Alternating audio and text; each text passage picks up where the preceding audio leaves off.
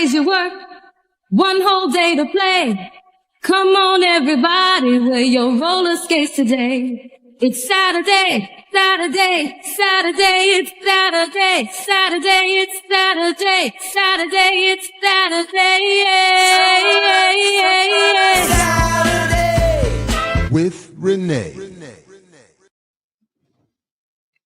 Yes, welcome back, everybody, to Black Liberation Media and episode 152 of Uninterrupted, consecutive editions of Saturdays with Renee, featuring Renee Johnston. I'm Jared Ball, happy to be your host. Please like, share, subscribe, ring the bell.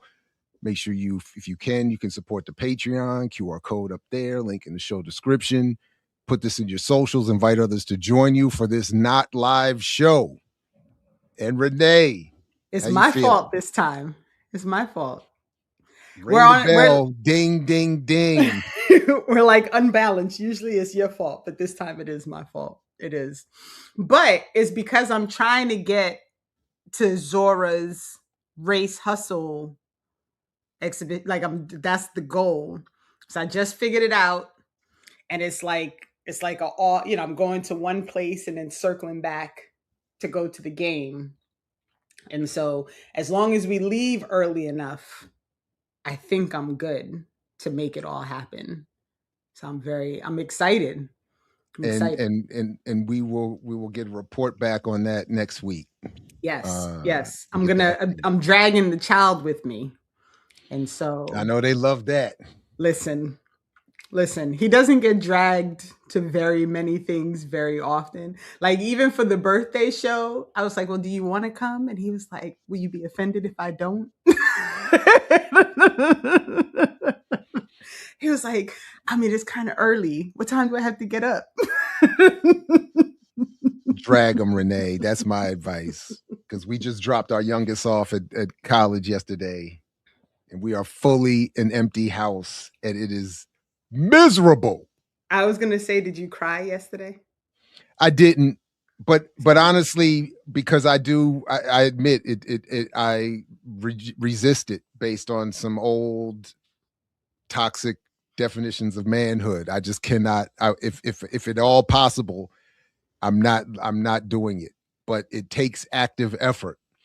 If I had just sat there and let it be, I would have been a puddle, because it was, because you go through the whole thing is signifying an end of an era, your own mortality, and this and that, and all that. So I just kept trying to. My wife did though. And then our oldest was there leading her team of welcome folks. She was leading one of the welcome. So she's doing the welcome thing while our youngest is doing the moving in thing. And my wife, had a moment, and then that started making me have a moment. So I was like, look, this is the contradiction and the paradox. We raised them for this. Right. We prepared them for this. And at least they're together. And they are together. They're together, which is, that's got to be an upside, right? For us, it is. They have their own little issues with that. They, because the older one is like, don't mess up my vibe. Ooh. With your freshmanness, all that kind of stuff, It's that silly stuff. No, but it is good. It is. But yeah, so drag your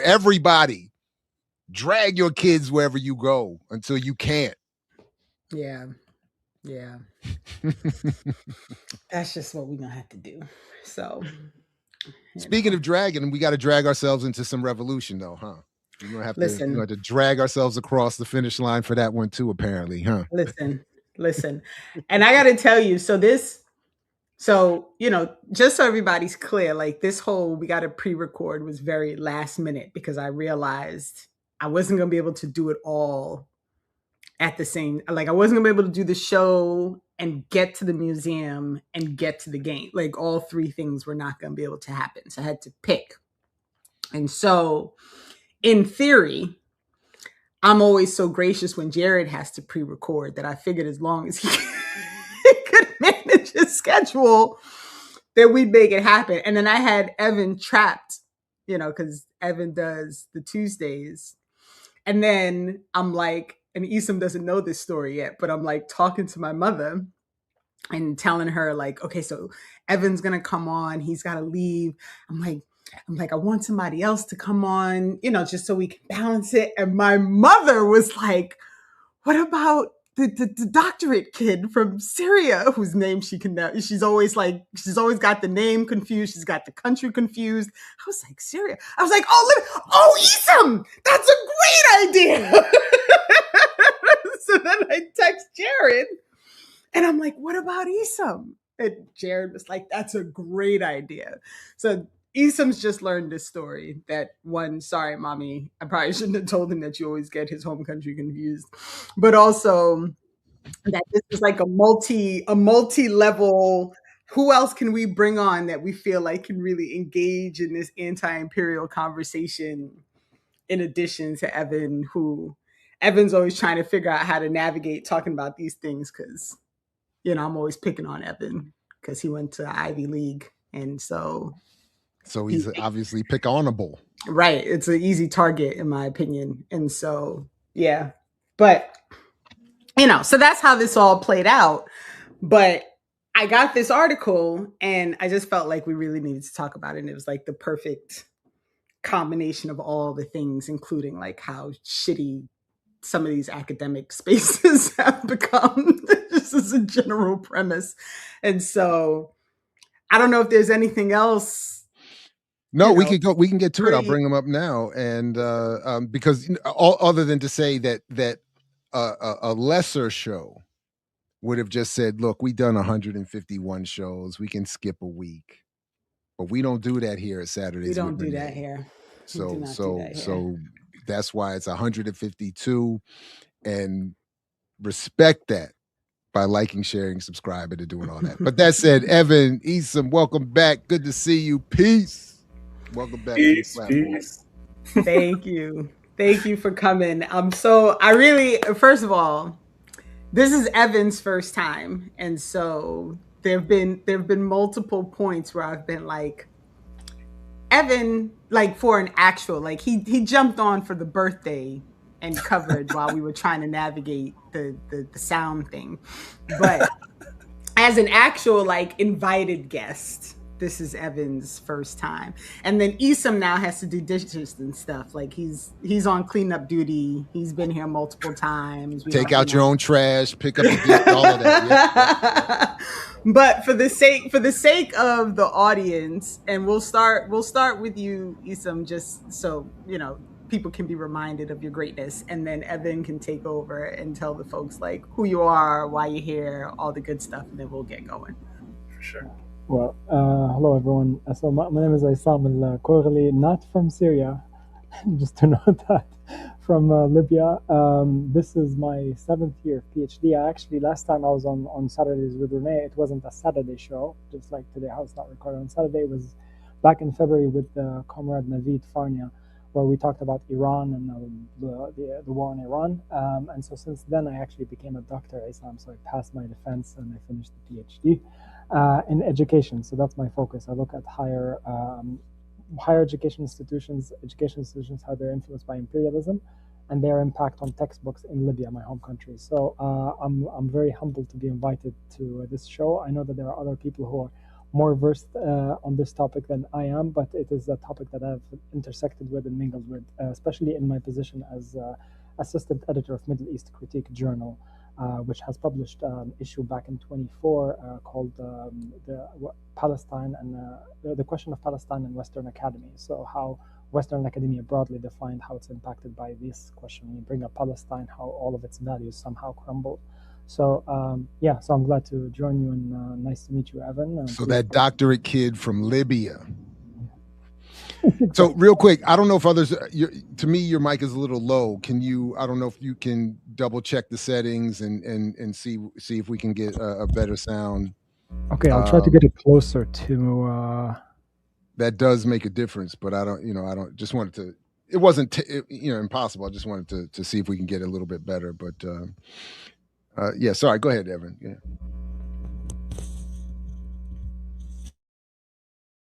No, it's a pleasure to be here as an official invited guest and not just the guinea pig for audio issues. So happy for that. Yeah, by way of introduction, my name is Evan. You may know me from Tuesday's Remix Morning Show that I do with Renee. But you'll see on my, I guess, my headline or whatever, that it'll be a little bit different, because I often talk about how if there is an educational and professional track for the Black Miss Leadership class, I was absolutely on it. And that is inherently tied with imperialism and US militarism. And it goes back, I was just sharing with Renee, like it goes back a very long way. I was reflecting, and it goes back to at least middle school.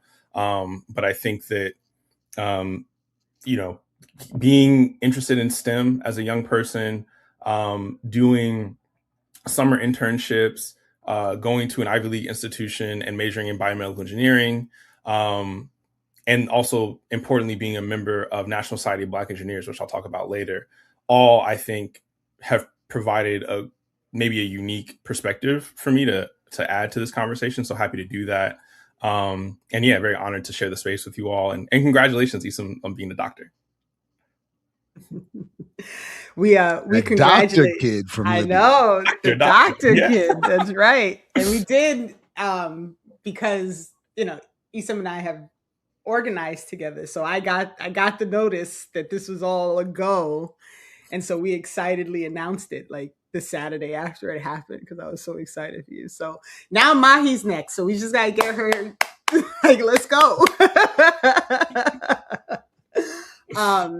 So a while back, and I probably should have checked to see which show we did this on, but I was tasked a while back with making the link between military research funding and colleges and universities in the US.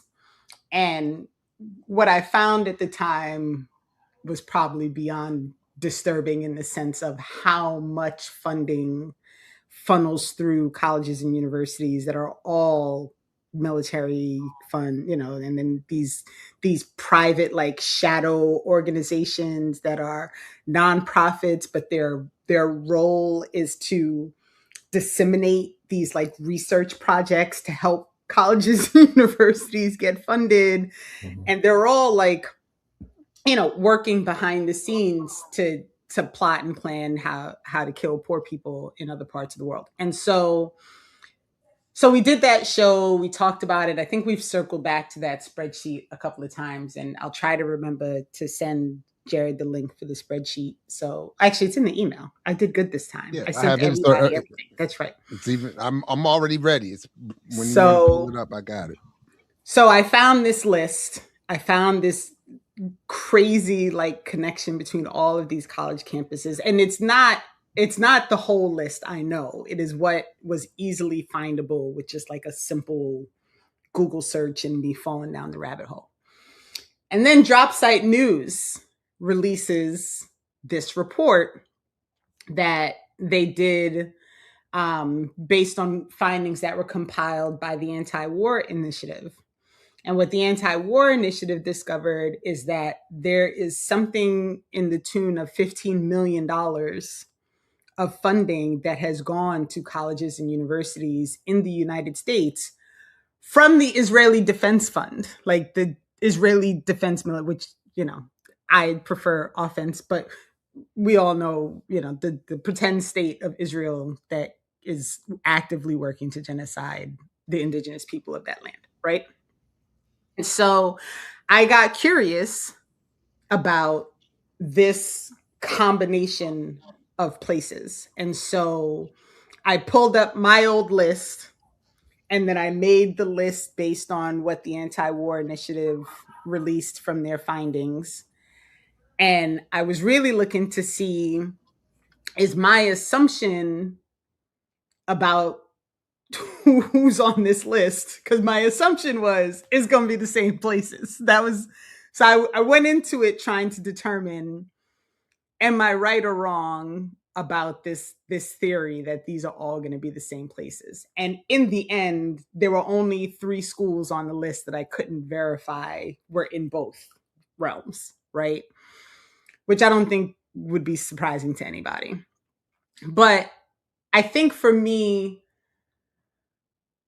the real question is, are people understanding that when we are looking at colleges and universities who actively oppress their students, actively fire their professors, actively pull study programs, um, all of these things, because people are saying we don't like genocide, we are in support of the Palestinian people, we want the indigenous people of Palestine to retain their lands and to get their land back, are people understanding that these same institutions are taking money both from the US government military and the Israeli government's military to research funding that is then turned around to use to oppress and kill Black and brown people all over the world?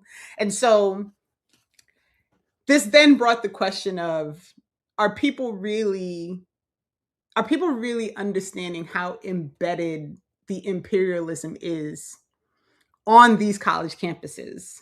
And that when you start talking about funding and schools not wanting to lose their funding and these like shadow scholarships that are being used to give people doctorates, like all of these things, are people really making this connection between our US education system, which is failing in every way, but somehow still making money off of war and oppression, and the imperial project across the world? And it's a big question, right? Like it's a big question and it's a lot. But my theory is always we have to start somewhere. So if at the least I can point out, like, yo, all these schools, they're on the same list. Like they're in both places and they're taking money from both places. And this is why at, Columbia, you can't have students saying Free Palestine without it turning into something else, because Columbia is both taking from the Israeli military and the US military to participate in a research project that they're then going to use whatever they learn and study and build to oppress people. And so now that my rant is over, I will say the reason that you were both invited, Essam, is because this is your realm. Like you live in this how imperialism impacts academic spaces world. And Evan lived how imperialism impacts the academic world. So I don't know if there's like a general sense of, and Jared, you as well, like in kind of reading through the Drop Site News article and all these things, like if there's kind of a place where anybody wants to specifically start from or what? I think for me, the thing that was most, and I did share this with Renee earlier. The thing, I guess, the place I wanted to start, and this was kind of in my own reflections of my own experience. Being a low income, Black kid from DC, right? There, and who was interested in science, right? That STEM track became readily apparent to me very early. But I wasn't thinking about this initially, right? But like upon reflection, it was interesting to think about how early that STEM track led me directly into military research, right? So as early as middle school, I was at Walter Reed Army Institute of Research, doing research on stem cells, right? That was focused on how to, and brain injury, and focused on how to preserve brain activity for injured soldiers from the field to get them to a hospital, right?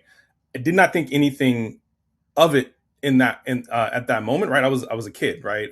For me, it was fun because I got to go to this secure facility, right, and engage with older scientists, right, meet other young Black and brown people, right, who were interested in the same things I was interested. They made it fun. We made ice cream with liquid nitrogen, right? All these things, right, that you would expect in a summer camp, while in addition to preparing us to do this type of research, right, and desensitizing us to what that meant. So I think for me, the first thing that came to mind was just how early it started, right, and how really specifically, right, especially if you're interested in STEM, those tracks lead quite directly, right, if not directly into military research and the military industrial complex, then into larger companies, right, where your research is kind of doing something similar. Even, and for me, I majored in biomedical engineering, right? So there are a lot of people who do that and go to medical school, right, and go the medical track. But these things are also not mutually exclusive, and there's a large overlap there as well. So I think for me, that was like the immediate kind of light bulb, right, of how early it actually started, and how I really thought nothing of it. You know what I mean? If anything, I was interested. It made it interesting. It made it really compelling, right? It made me feel like, oh, I'm doing something that's going to be helpful, right? That's saving lives, but not understanding, right? What I was actually doing was being prepped, right, for this Black mixed leadership class track, and indeed supporting imperialism and U.S. empire. So I think that was like the first kind of light bulb for me. And Essam, I don't know for you how early it may have started for you, but I'd be curious as well. Well, I do have a long-winded answer to how understanding that higher education institutions, their goal always it's two things. Like you learn how to like study your subject area. Like if you study economics, you learn economics, whatever, but then also you learn things about life because you are forced to interact with people and how to live in a society and community and so forth. So it's there is a dual function of education that is socializes you to be part of society, but also learning content area specialties. And I think the thing that really pushed me into thinking that latter part there, especially in the United States where I did my undergrad, master's, and now PhD, is that they're forcing us to respect every single opinion, regardless of how destructive it can be, that opinion. And I think this is the radical liberalism that people tend to espouse in the US. And the thing that really radicalized me was when I came to the United States in 2014, Libya was, just a reminder, the Libyans, assassinated US ambassador in 2012, 9/11, 2012. And then 2013, the Islamic State was in Libya, so there was massive Islamophobia. So I come in the United States, I'm on and like, oh, I'm Libyan. And the first thing, the perception is that, okay, you are the country that has had Gaddafi, which is really bad in the US, and now has Islamic State, and you assassinated our ambassador. So it's already in the negative. So I'm trying to be this jolly person, friendly, try to talk to people, literally because I felt that this is the only way that I can survive those 4 years. Now comes my junior year. I was taking, one of my majors was economics, surprisingly. And one of the classmates was an older person who appeared to be not a junior, appeared to be like 28, 29 years old, where everybody else looked like a bambino in class, like myself at the time. And so I was curious who this person is. Well, how come he looks older than everybody else? And I did not know about ROTC, serving in military, GI Bill, and all those things. So 2 weeks, 3 weeks into class, I see him sitting next to a group of friends of mine in a cafe on campus. And I was talking to my friend, and then she asked me, how's my family back home in Libya? Because there was skirmishes with the Islamic State then. And I said, oh, they're fine, whatever, it's all good. It's in the other part of the country. Thanks for asking. And then I was like, I'll take that opportunity to ask this person the question. Who is he? Why is he so old in our class, right? So I asked him, I was like, hey, you're taking statistics for economics class, right? We're together in that. He's like, oh yeah, that class is so boring, whatever. I was like, then I said, I gotta ask, how come you look older than most of us? And then he said that, yeah, he took time off. And I was curious, what did he do? Literally because I don't know what people do when they take time off in the United States. I know some people work, some people go to the military and so forth, right? I did not know didn't have the background knowledge of why people take time off, especially that higher education in the US is not free, right? So he said, yeah, I served in the army. He said, and so I asked which branch. He told me, and I was like, did you actually serve or just the training? He said, yeah, I did serve. And I was like, where at? Because he heard me say that I was from Libya and talking to my friend. He's like, you're part of the world. I was like, were you in the Navy? He said, yes. I was like, were you stationed in 2011? He said, yes. I was like, you were in the Mediterranean on the ships? He said, yes. I was like, did your operation start on the 19th of March? He said, yes. I was like, the Tomahawks that you're shooting at Libya, I was on the receiving end. So I thought that me stating that would start a conversation about what does he think of the war, whatever, bring in some, empathy. But then he says, excuse the language in the audience, that's too fucking bad. Like complete apathy, ruthlessness. And my intent was to spark a conversation talking about what does he, and I didn't think much about NATO at the time and imperialism. And so all of those, the first 2 years that I spent trying to be friendly with people, try to tell them that Muslims are actually not bad people, Libyans are not bad people. I was like, you know what is this BS? I think this was the transformation moment that you cannot win the hearts and minds of people by being nice, by being friendly. No, you need to talk how fascistic the imperialist system is and how it's complete impunity. Just sitting on a ship, bombing, you don't care about civilians, infrastructure, whatever. And so that was kind of my first moment. But eventually, what I've struggled with in now bringing it to the conversation that we're talking about today is that how do you politicize people who study STEM? Because a lot of the people that I'm interacting with who study STEM that end up in doing research for the US empire, broadly defined, there is so much compartmentalization of knowledge. So let me give you an example. Like when you read that horrible person's work on authoritarianism, Hannah Arendt, right? And she has this concept of banality of evil. I don't like Hannah Arendt, just to clarify, right? But then she's showing how when you look at evil broadly, like the Holocaust and everything, it was horrific how it was orchestrated. But then some people, they did such a minor role that they did not know that their minor role has a colossal impact on the actual Holocaust. So for example, there's a person who is just pushing the lever of a railroad track such that the train would go from one place to another. That was his job. And then he was put on trials. And then you said, well, your job that you thought had nothing to do with the Holocaust was actually directing where the prisoners would be going and would be killed. And I think when we look at our research, especially people focused in STEM, well, they say, oh, I'm looking at how combustion engines could be more efficient. And I'm like, do you know who's funding you? And they'd be like, no, I don't really care. And I'm like, okay, if I told you what is the name of your lab, and I look it up on my phone and I know that they got a grant from the Department of War, Defense, whatever it's called, or from an external, and then really that changes your opinion or no, they'll be like, no, you're politicizing my research. I'm like, it's already political. The fact that you don't want to ask the larger questions, you forcefully depoliticizing it, right? Which is political in of itself. You say, I don't care about the implications of it. So I think this is where a lot of my friends who come even from my part of the world, right, the part where the bombs are being thrown at, and then they say, well, I don't think about these larger issues. Not everything is imperialism, Essam. Well, unfortunately, it is, right? And obviously, you have to feed your family and feed yourself and survive. But I mean, can we create a global political economy where the good research of people like the scientists is not used to massacre people and deracinate the areas, right? So that's kind of where I come from. Sorry for the long-winded answer. I've never heard that story with you. Like like these are the moments where I feel bad that my face isn't on camera, because like the answer that you got in response to saying like I'm the person you were bombing, like my jaw dropped. But this is unsurprising. Like this is the whole purpose of the propaganda and the movies and the TV shows and Lioness, like, like these, right, like this framework of, well, we're working for safety, and we're working to bring democracy and all this bullshit, where what you're really doing is killing people and destroying people's homes and creating spaces where people can't just live and thrive, right? Like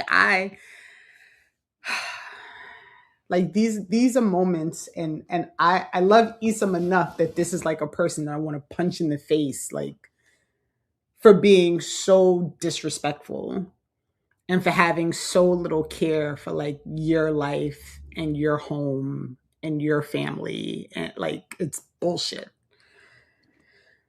My jaw would have hit the floor if your story would have included having the conversation you thought you were going to have with this former naval, Navy personnel. Because again, my limited experience was that we were encouraged not to care. And most people had no idea what we were even doing. we didn't know where we were in the world. We didn't understand the geopolitics. And on top of that, we're encouraged into some anti-Muslim or anti-non-American hostility. So this is a little bit off, but I just found something that I was reminded of in listening to both of you answer and thinking about how I might contribute an answer. And when Essam mentioned the Navy in particular, I had a flashback, which is also pun intended because it's the name of a film that came out in 1990 featuring Kiefer Sutherland and Dennis Hopper. And in this film, I just want to show you this. They happen to have it online, and I found the screenshot. I hope everybody can forgive me a little bit off. If you see here, this is a shot from the film with this white dude playing pool. This is when the two lead actors go into a bar, and the scene is in this bar. And it starts, I'm not going to play so we don't get whatever, but just all I needed you to see was this here. It's just a quick shot of him going into the bar, and you see this guy playing pool, and then they quickly move on to the rest of the characters. He has no lines, he has no whatever. But in somewhere around 1991, maybe 92, I was in the Navy and in a room of people at someone's apartment that I did not know. It turned out to be this guy here, drinking. And later, some other illegal activity was discussed that I luckily had nothing to do with, because this guy here turned out to be, we were partying with him in his apartment, thinking he was just a regular member of the Navy. He turned out and he showed us this scene. This is why I know the scene. So we're sitting there hanging out. We're all drinking. He's like, yo, I was in this movie. Check out this movie I was in. Da, da, da, da. And we're all like, bullshit. He pulls up. He shows us this scene. We see it's him. We're like, wow, that's really interesting. And then a few months later, one of the guys that I was there with ended up getting arrested because this guy here was an undercover naval intelligence investigator who would engage in these operations to catch people and some stuff. And he caught a guy that I was hanging out with. And just because, the longer story is because I never used the phone at the other guy's apartment, I never got in trouble. But he did use the phone, and they were listening, and this guy had set him up, and they got, and I don't know. There's a better way of doing this.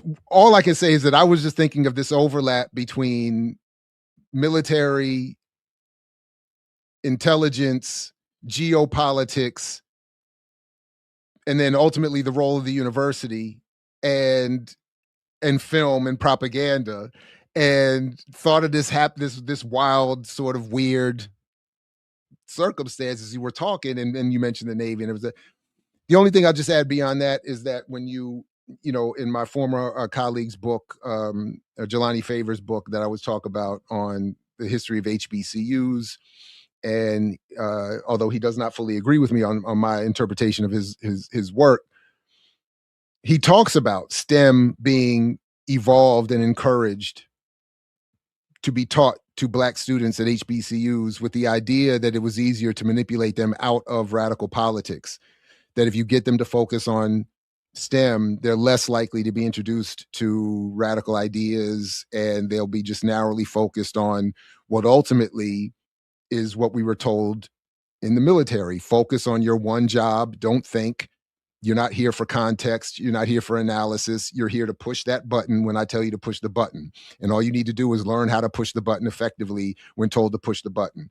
And it not to justify, but it helps grease the wheels of a process that would lead to Essam having a conversation with somebody who's going to say, I don't give a fuck, because he's thinking all I was doing was taught to push the button and wave a flag. Or to join the Navy to be undercover intelligence and catch people selling dope. But, you know, whatever. Anyway, that was it. I'll go back to being quiet. I just wanted to throw that out there. It was just weird. It was just funny. Nothing like Jared with like how like this intersection of your life, like the things that you have encountered in life. I can't wait for you and Dr. Ball to sit down and do your memoir, because because like you and Dr. Burroughs together is gonna be too much. It's gonna be Jared, fun. oh, you have so many stories, and I need to hear all of them. But you're right. Like there is a role that all of this is playing, right? And when you really consider how deeply embedded the military systems are within college campuses, right? I mean, so I went to Syracuse. Syracuse is on all these lists, right? And so, but I can tell you 100%, I had no idea while I was on campus how much of this Syracuse was involved in, right? And the SUNY ESF, which is the Environmental Science and Forestry campus for the State University of New York, is also on Syracuse's campus. And I can remember being a student and being involved in a number of things, and this conversation not being like a really high mark, like that we were getting research money, that and it's been in place for a long time. Now what I do remember is, and I'm not going to remember which flight it was. I just saw a movie and I was like, why are all these Syracuse people? And I was like, oh, that's right. There was a whole group of Syracuse students on a flight that got hijacked or bombed. And so all those students died. And there's like a memorial set up on campus for this plane. Like, I mean, and like when you're a student, you're not even really like, right? Like, Essam knows, like, he's like, yes. Yeah, you're talking about the Lockerbie airplane, right? Yes. Students were flying back from West Germany in 1988. Yes. Oh, that's the flight you're talking about. They were on yes. that? Yes. Oh, wow. Students, yeah. Wow.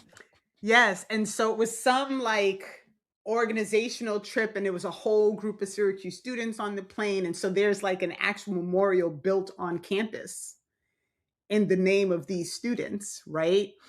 And just to, sorry to interrupt, but just to make sure everybody's clear, this was the accusation at the time was that Gaddafi and Libya took the plane down. Yes. And was that ever confirmed? Was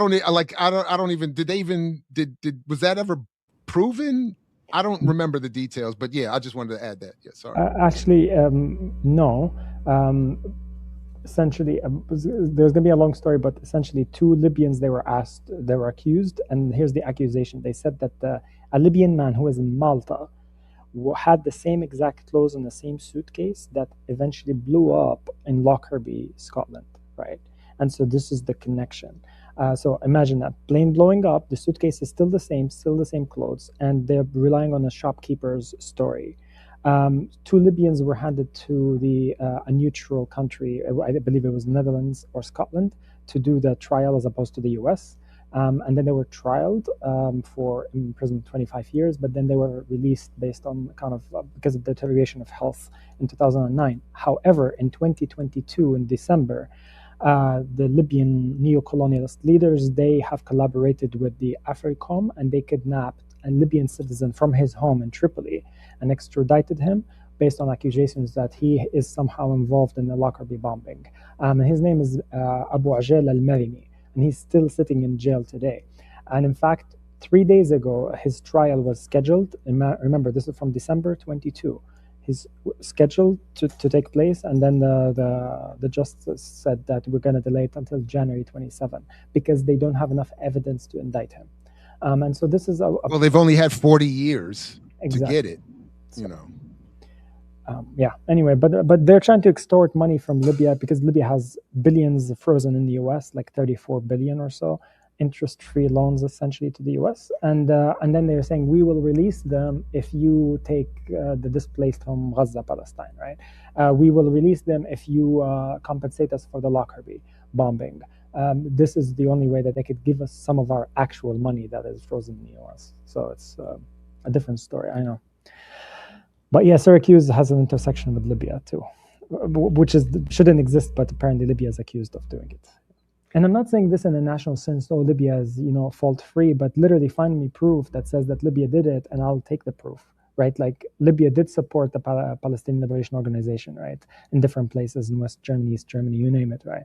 The same with the Sandinista movements, the people in Basque, the IRA, I agree with all these are facts, but then to just say, oh, everything that's bad in the world, it was like Gaddafi, Libya, Gaddafi, that's nonsense a bit.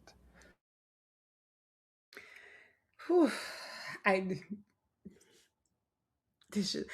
These conversations are stressful for me because I'm never actually sure how to make sure that we like get people, because what I really want people to understand is these multiple intersections between all of these things, so that when I say to somebody, it's imperialism, and they look at me and say the same thing they say to you. Not everything, but everything is. Everything is imperialism. Everything is capitalism. Everything is like it's all the same problem. And I think one of the things that I struggle through a lot is getting people to just accept that as fact, right? Like Jared, I was watching your conversation on the culture. Man, I still have to go back and finish it. But one of the young ladies was like, part like people who say like, well, what's the solution get on my nerves? Because like, if I see there's a hole in the boat, like, I don't need to have a solution to point out, like, there's a hole in the fucking boat. We need to stop the water. If you don't know how to coming in fix the it, boat. why bring it up? Right. You should just be quiet and let us sink. Right. And so, when I saw this article come out, and I did go to the anti-war initiative to see, like, can I get the full resource for whatever, they researched and pulled together for these findings, and they haven't released their findings yet, like directly. So this is all, it's like multiple articles that are all going back to the same anti-war initiative study. And, DropSite does a good job of here are some of the schools. So they list out like Columbia and Cornell and Princeton and Harvard and Northwestern, Georgia Tech.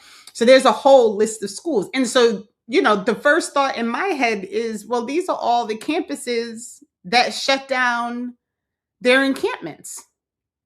So no wonder they're so immediate. And it's not just because they're trying to make sure they don't mess with their research funding that comes from the US. They're also trying to make sure they don't mess up their research funding that comes from Israel, which is wild to me. Not surprising because imperialism, but wild to me, right? And so then I came across the other article that's from it's a UK, the WRP in the UK, the Newsline. And then they listed a whole additional set of schools that DropSite News didn't list, which I'm not entirely certain like why a school made the cut for the list and why it didn't. But all of this money that's moving between these US campuses and these different military research programs and the privately funded nonprofit organizations that run, the process of disseminating these research funded projects, like helping them, apply and all these things, because the Rand company, R-A-N-D, is all over this. And when I go to look up Rand and really try to figure out like, well, what's their story? They have an entire outfit that's dedicated to their quote unquote Middle East and Israeli studies, right?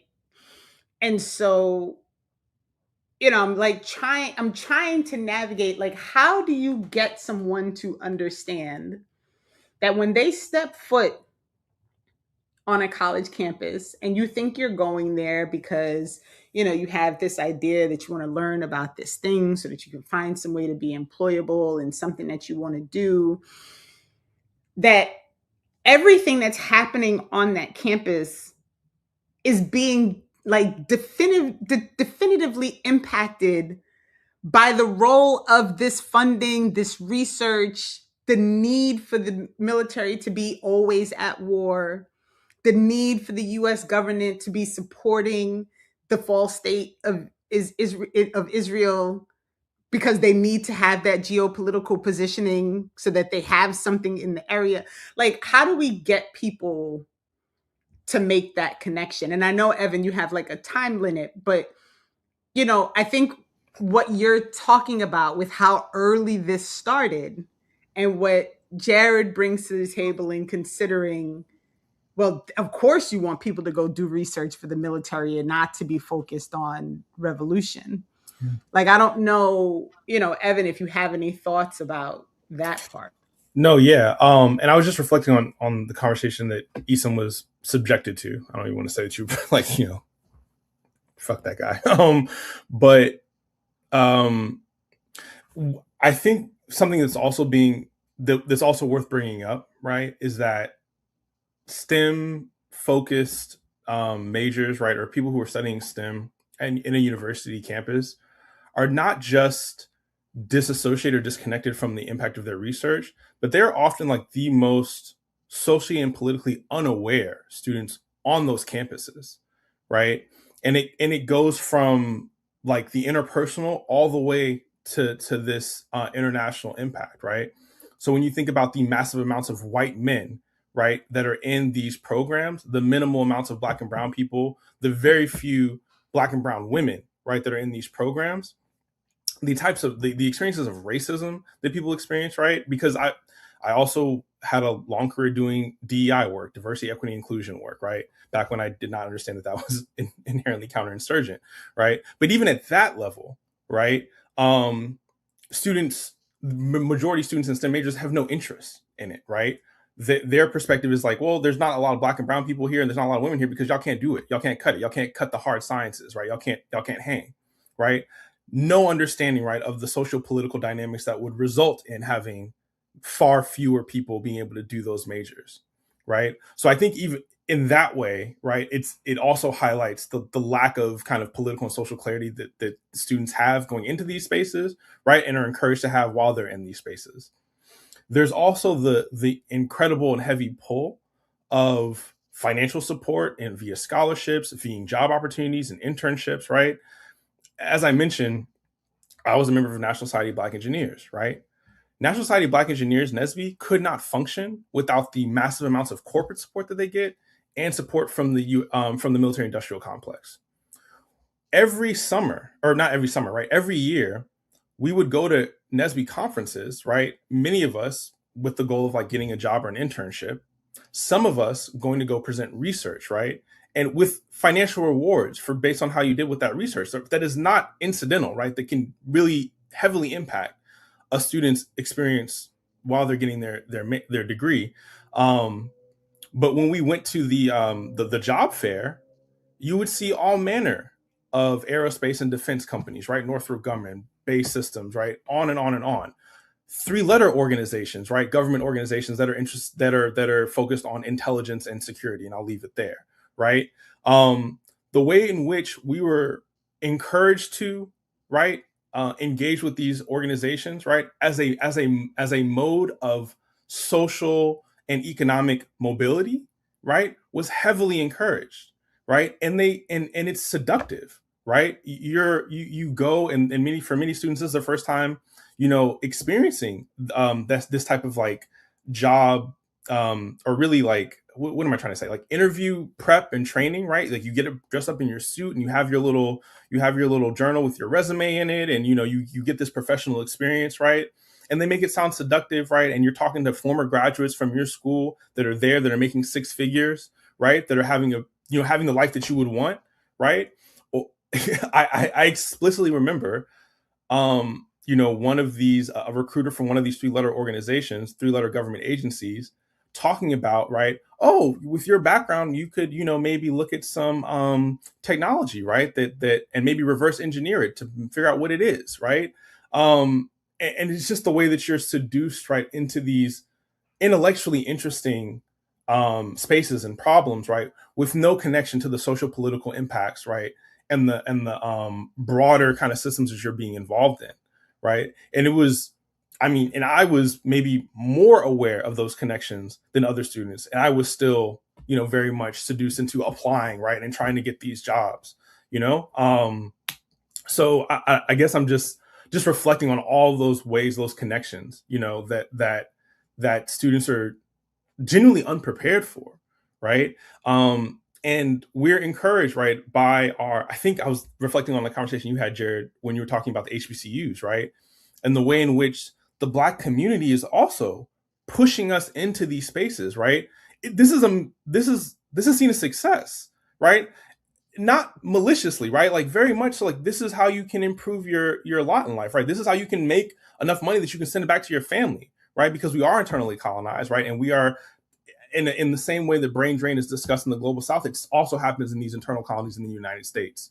So as early as middle school, I'm taking out of my community, right, and doing these internships. As early as high school, I'm going across town, right, to be in these predominantly white and wealthy spaces, right, and being inculcated in this way, right, and all of this is seen as success, right? Like this is what you are supposed to be doing, right? And the to reference that BS letter talking about two blades of scissors, right? As a Black student in STEM, you know, maybe one scissor is like the incredible racism that you experience within your study or your field of study with other students and professors, right? And then the desire on the other end to be successful, right? And to getting caught, you know, trying to prove yourself in this space. But that proving yourself literally leads you into these military industrial complexes to be a part of these systems, right? And many people that I know, right, they graduated in STEM have had very successful careers being either directly within the military industrial complex or tangentially related to it, right? And I just, you know, I don't think it's very well understood by our broader communities, right? And then, you know, what, like when you think about like where you could go, right, with a STEM degree, you know, to kind of do the research and the interesting things that you want to do, right? It's very limited if it's not one of these tracks, right? And I don't know, maybe it's not, you know, unless you're going into medicine, and like I said, that's a Venn diagram, right?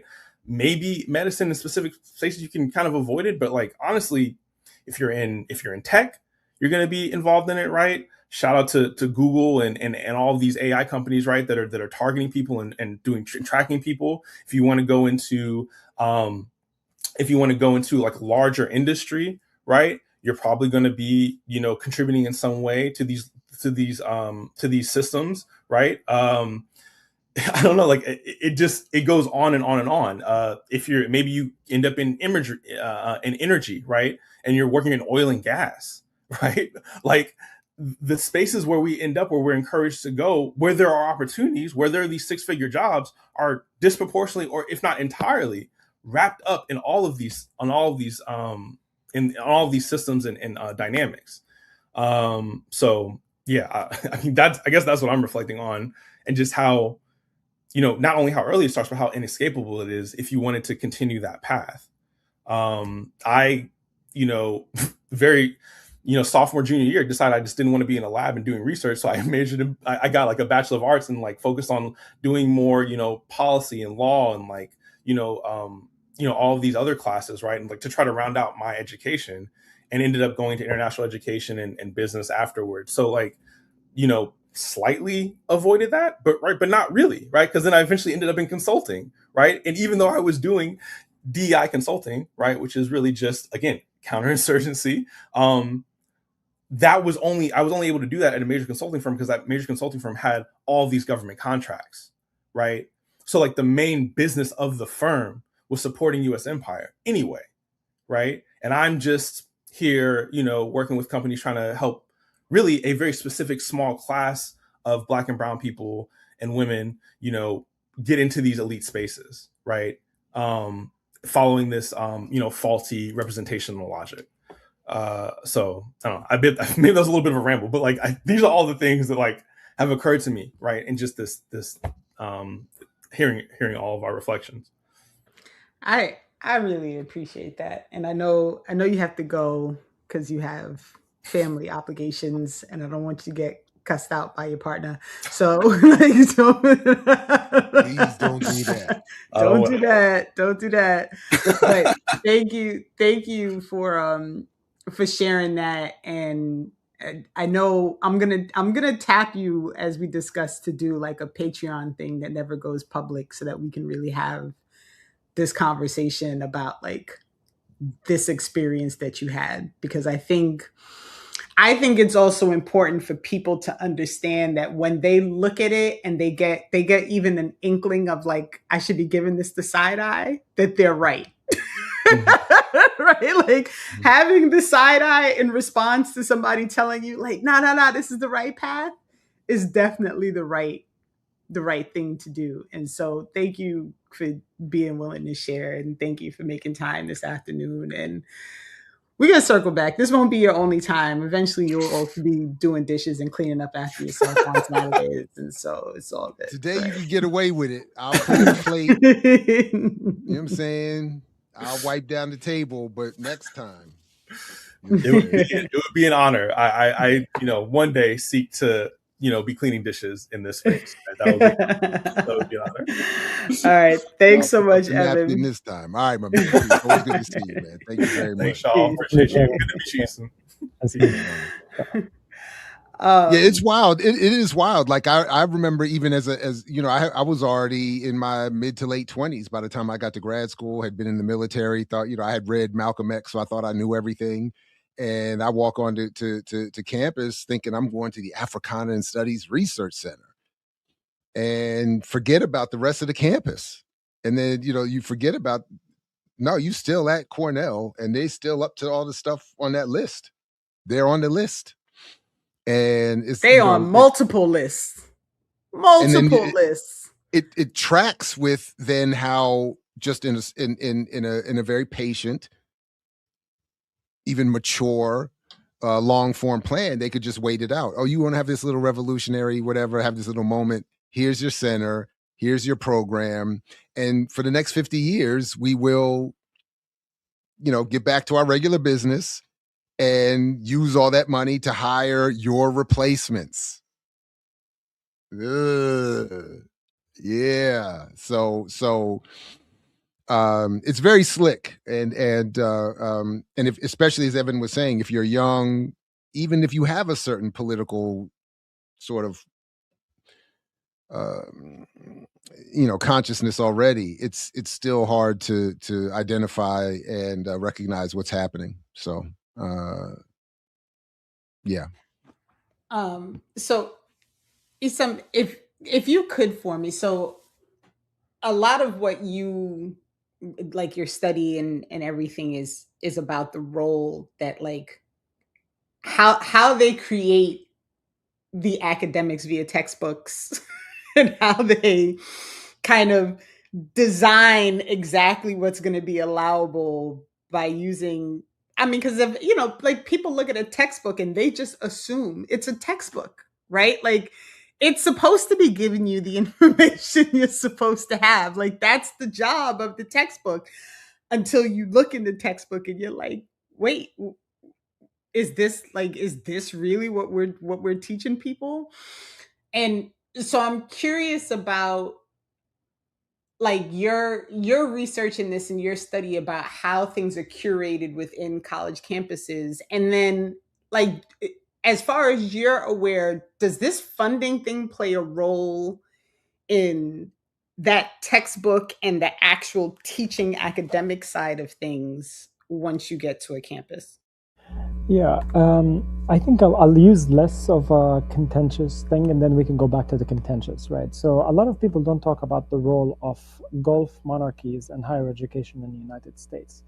In recent years, a lot of people have been eyeing UAE because of what this has been doing in Sudan and much of the region, how ruthless they have become in terms of lobbying and funneling money to brainwash Americans to think that UAE is a good country, and so forth. So there's a lot of talk about that. But I'll give you one example that I lived through in the last summer and this summer, which was teaching Arabic.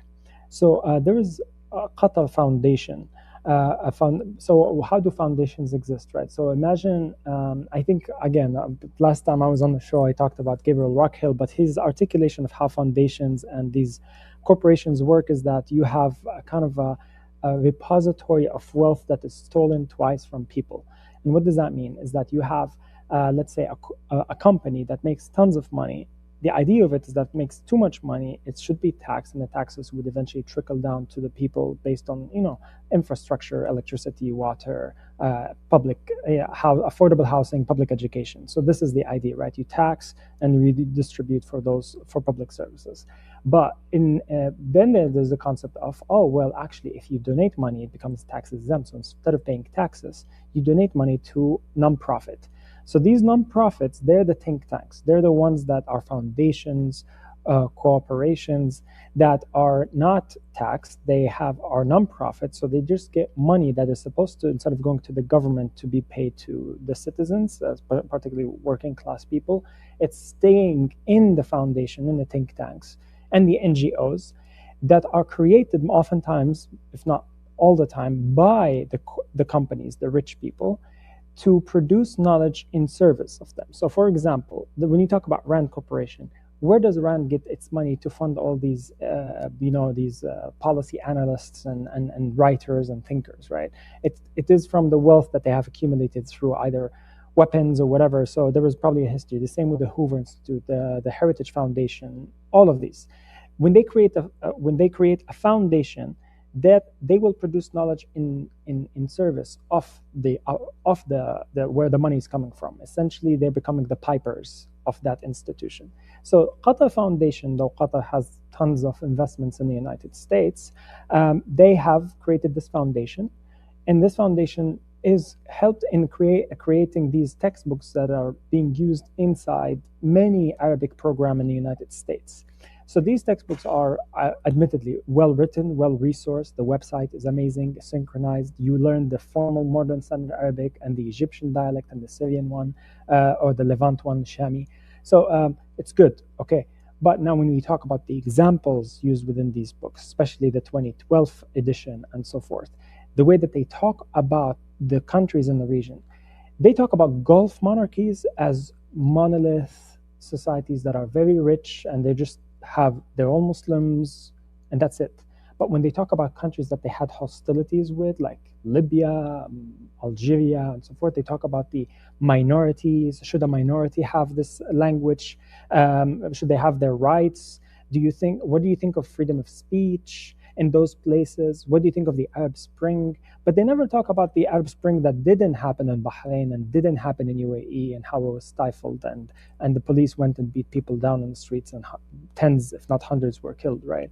So now if I'm studying Arabic for the first time and I'm reading these examples, I'm starting to create this image inside my head that these countries are good ones, right? They are stable, successful. They're funding my scholarship to study Arabic in the summer. But at the same time, I start to think negatively about other countries. And don't get me started about how they talk about Ba'athism or Jamal Abdel Nasser or Pan-Arabism, right? That it was a ruthless dictatorship idea and everything. So we ask the question, like, imagine even if the three of us, we sit down, we're going to write a history of the United States from 1861 to the present, right? You and I, we're all going to be like, no, we should include this topic. And you'd be like, Essam, we've included enough topics. Let's talk about this topic. So we are negotiating based on our values and what we think is important. So we have values that we think that should be embedded in the textbooks, in the education system. We should be thinking of the education systems also like that, right? I've shared an article. It's called Harvard for Tyrants. And the title is very catchy. And it's written by Foreign Policy magazine in 2011 to preempt the bombing of Libya. And what they're talking about, how Muammar Gaddafi created a university that instead of graduating people like who graduate from Harvard, they're graduating tyrants. Yes, it's behind paywall, but I can send you the free article.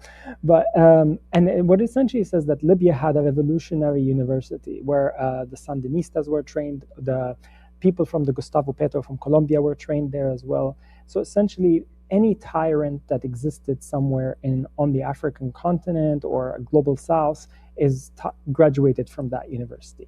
But then we never ask the question, what kind of people does Harvard graduate? And I think Evan really highlighted the example of how that when they take these students, especially the students who are from minority backgrounds and so forth, they tend to graduate them and put them, and they have the well connections in the networks through the alumni network, through career fairs that they organize, to put them into these pipelines. They work for a state department, work for a military industry.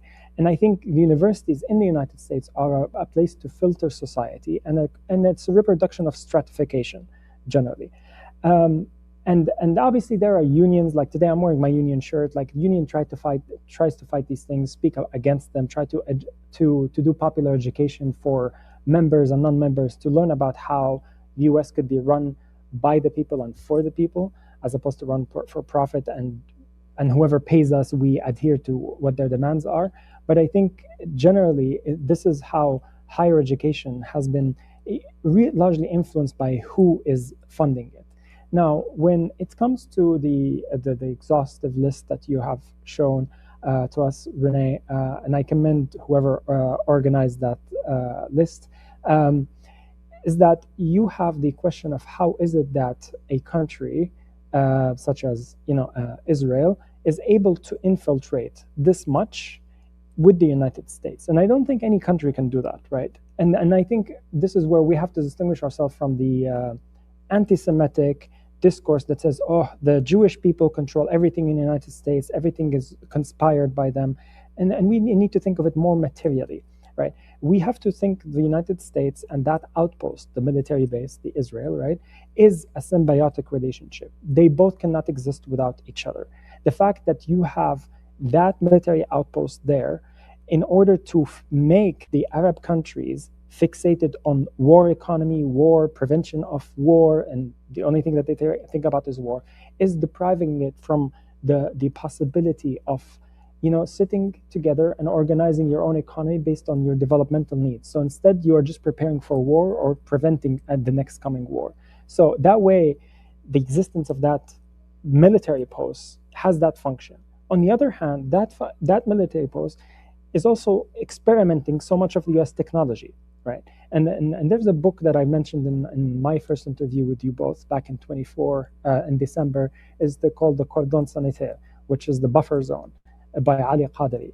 And that book talks about how did Israel develop, how did Taiwan and Japan and South Korea develop. And you see that their development patterns are all the same. The United States gave them technology. They allowed them to develop, but in a subordinated way. Because of the massive resistance that exists in West Asia towards this project, right? That this is why all of our attention is on it, and this is why it has also been the most ruthless expression of imperialism in the world, right? So this is why that country, particularly Israel, is able to funnel money and send and do that research, and then also transfer that technology. But I mean, Libya has billions, Iran has billions. Saudi Arabia has billions. Even Saudi Arabia, which is friends with the United States, they cannot send that money and say, okay, give us your research and technology.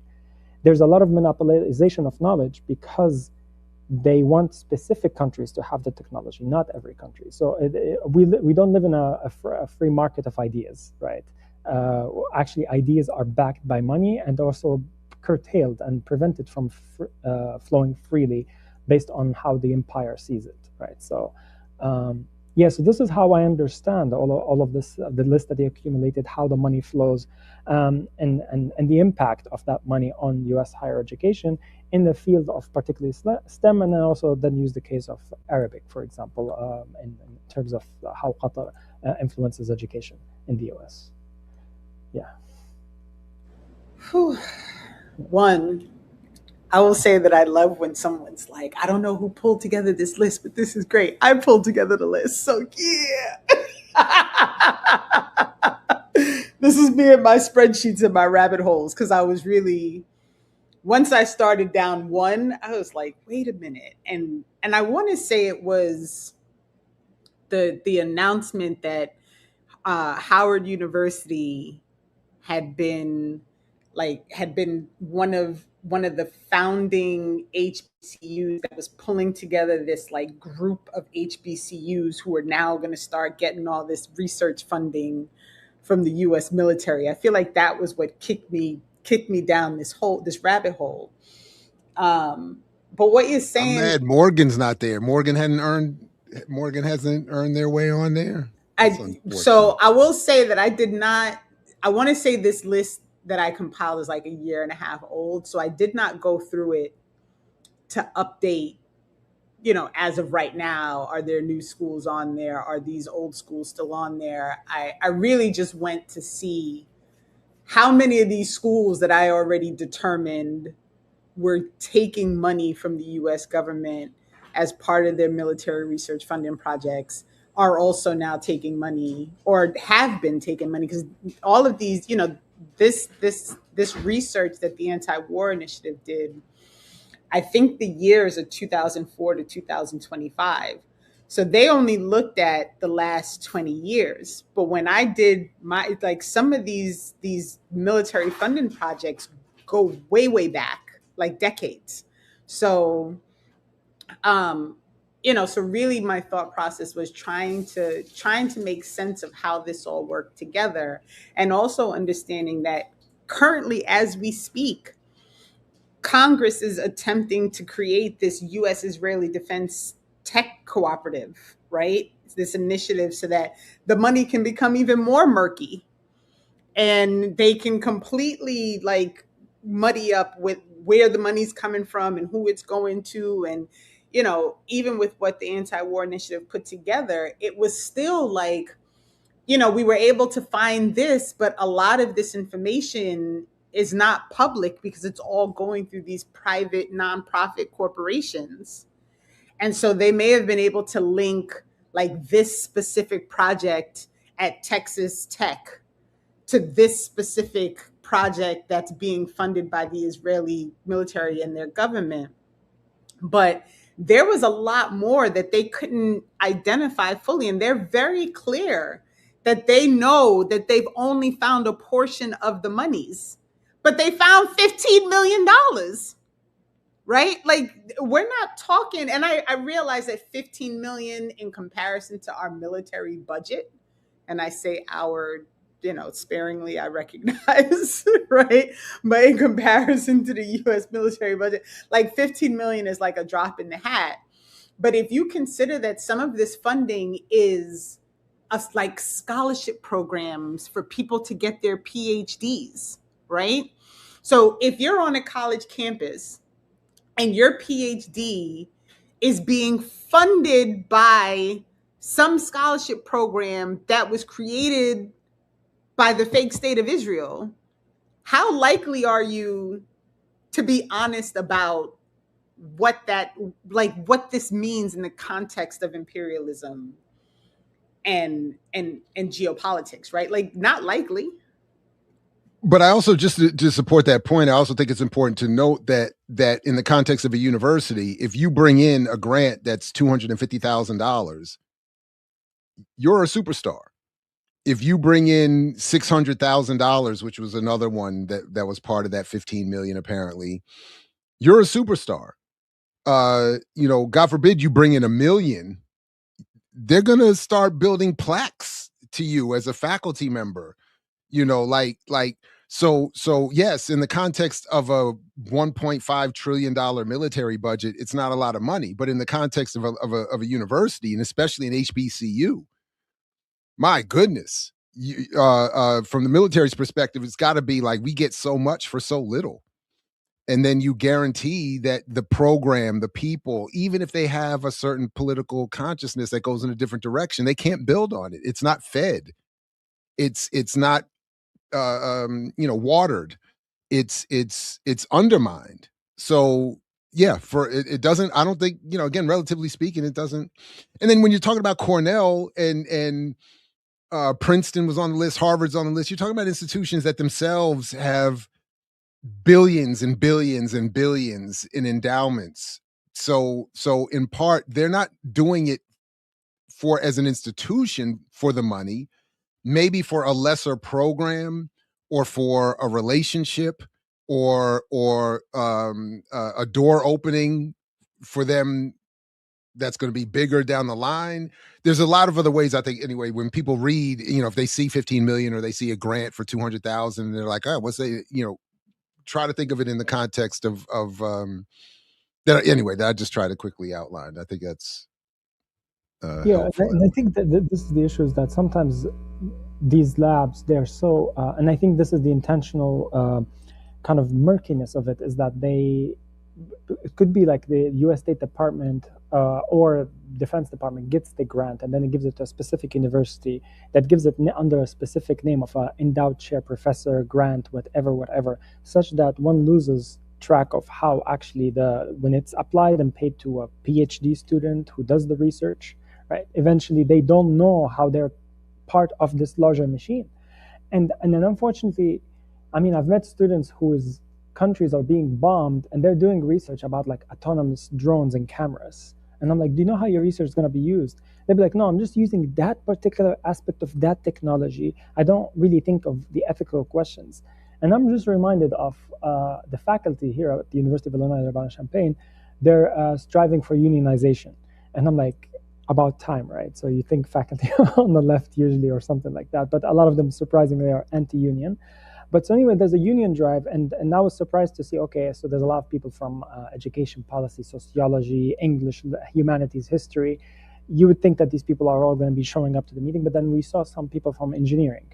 And tangentially, our campus is very funny. The well-funded departments are in the north of campus, and the poorly funded are in the south of campus. So you see the falling apart building, they're in the south of this main street. So it's kind of global north and south.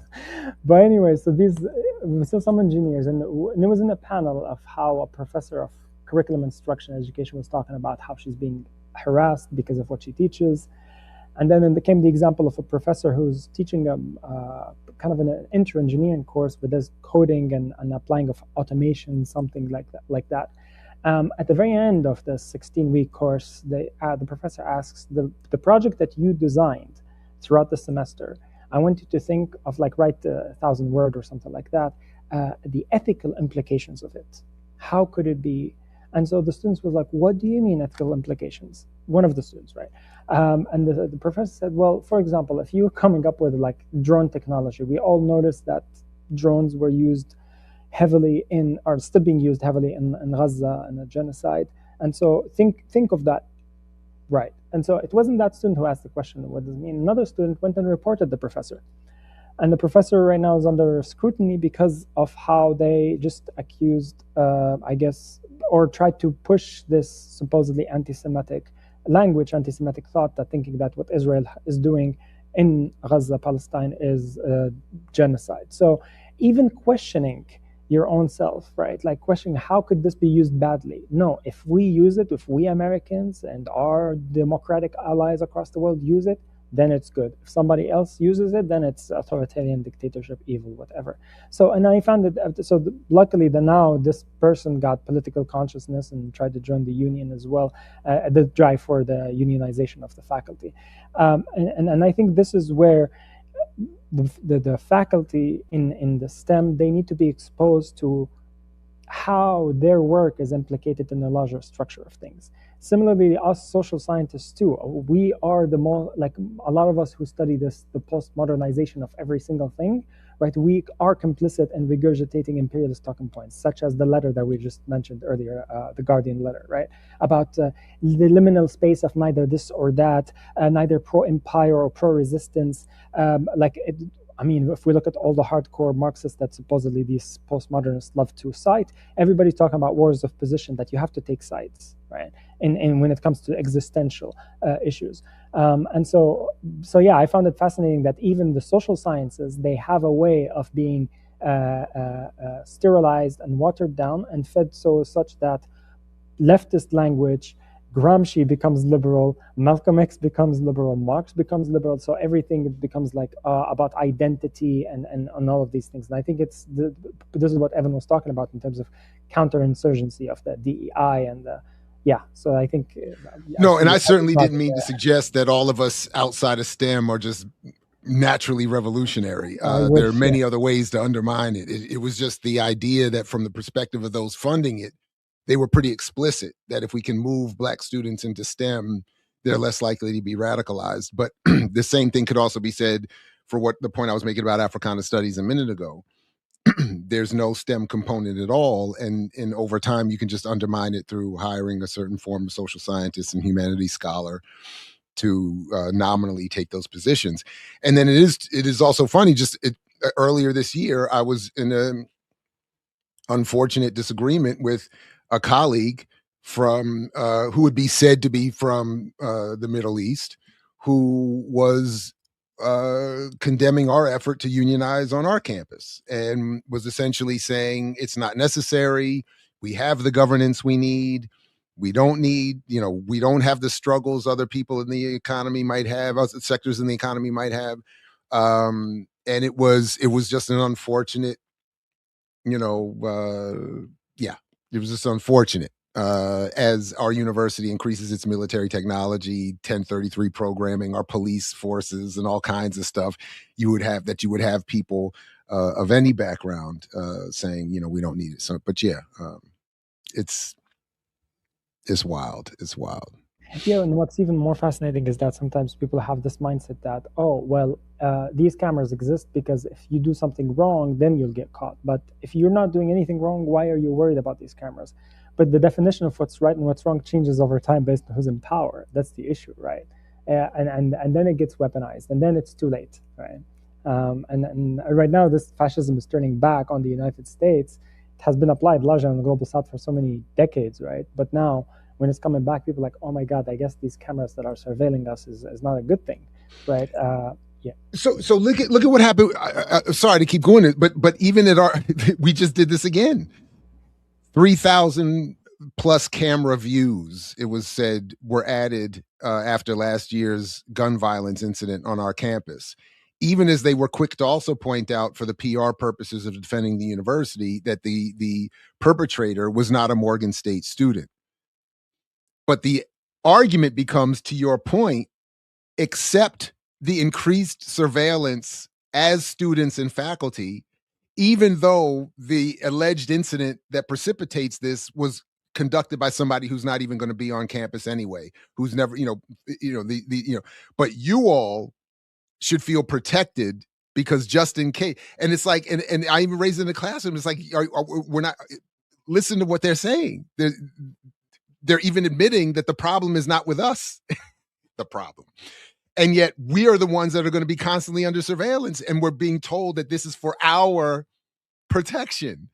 And I'm like, this is so, oh man, it's so slick, man. It's so slick. Yeah, the same textbook of like the Patriot Act, right? Like, to protect you from the next terrorist attack. Just give us all your private information and we will protect you. I guess it's not working well enough. We need more data about you, and keeps going on and on and on. Yeah. So, no, I agree.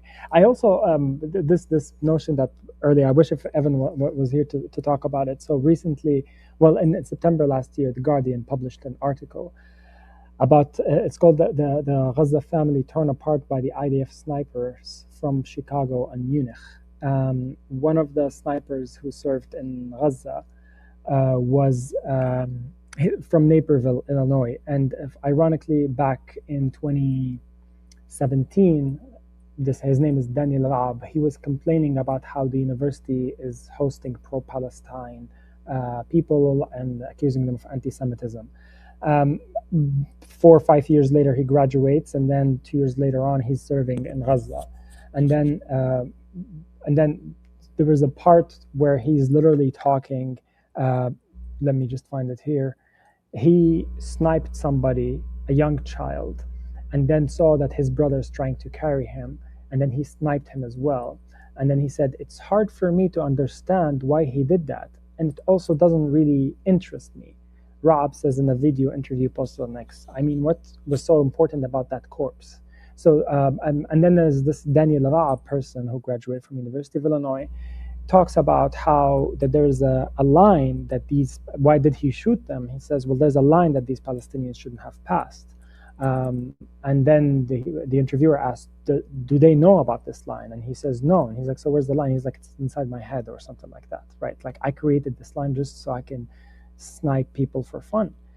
And so now I ask the question, obviously, okay, so you could say, oh, this guy's ruthless, he's animal, whatever. But I think just what kind of upbringing did this person have? Grew up in the United States, Naperville, suburbs of Chicago, went to an elite school, supposedly, University of Illinois Urbana-Champaign, graduated in biology.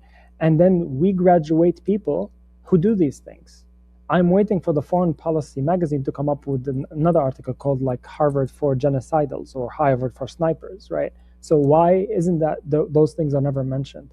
And I'm always interested in like what is the both. It works both ways. How is it that a person could grow up in a society and become this person like the sniper, and also a person who grows up in the same society, same schooling, same everything, and actually becomes very anti-imperialist and more pro-human rights and everything. And I think sometimes you have people who just have an epiphany or an experience that really shifts their worldview, in a colossal way. But some others are just socialized into the system to think that they're superior human beings and they're inferior ones, and that the impunity that one can enjoy from just speaking so freely about this, about like, oh, I just sniped one child, another child, and so forth. So then the question I asked, what did the University of Illinois, Naperville High School, whatever he graduated from, and his elementary school, his social upbringing led him to become this person, right? Not to excuse him, but to understand what is wrong with our social and cultural reproduction systems, schooling, and our institutions of upbringing that exist to produce such people, right? So I think that's the question that we should be asking. Like, and this is where it brings me back to Paulo Freire, right? Is that we know that, at least in my view, right, as Essam, not as a Muslim, whatever, but just as Essam, that what this person did is wrong on all moral, ethical values. If you're Jewish, Muslim, atheist, whatever, is just simply wrong. So we as educators, we have to be teaching constantly for things and against things. So what are we teaching for, right? And also, what are we teaching against? And sometimes if we don't teach against something, it allows to be slipped in, right? This is the idea of like common sense and ideology, how it's hidden oftentimes, is that people wouldn't think much about like, oh, let's not teach against genocide. Let's not teach about like decimating a population.